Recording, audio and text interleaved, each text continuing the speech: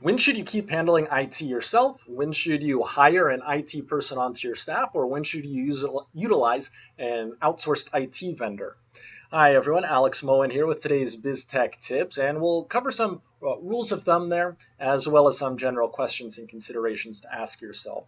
Now, it depends on the industry and things like that, but generally where you're at about 10 computers, laptops, or servers in total, that's usually where your IT needs really start kicking off.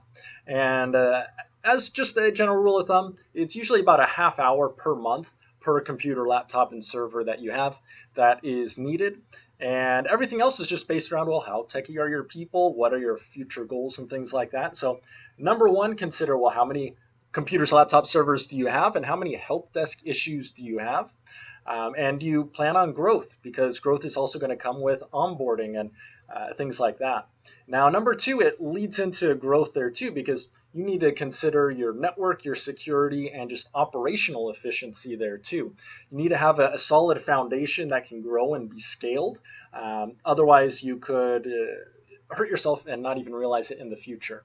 So number three, consider any projects that are coming up. Even things like email migrations or setting up a new operating system or setting up a server might sound easy, but they're surprisingly time consuming and oftentimes are incredibly difficult. And even a techie person might not be able to handle it if that's not their forte.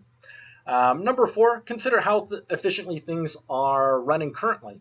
So if you have other things on your network like voice over IP phones or security systems or anything like that, keep that in mind because that's could be an issue there. So are your phones staticky? Are you having random network related help desk issues? What's happening there?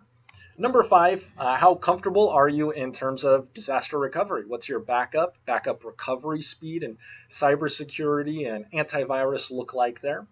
Number six, do you have a server or anything else complex like that that might need special expertise, firewalls, servers, and that sort of a thing? Servers, they might not have frequent issues, but when they pop up, they're typically very complex, and usually your business might even be down potentially if it's not solved as quickly as possible.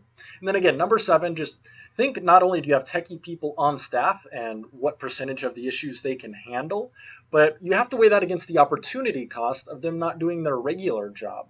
So it's taking away that amount of time. How is that affecting things? So those are my top tips. Let me know if you have any questions. Let me know if you think I missed something, and talk to you guys later.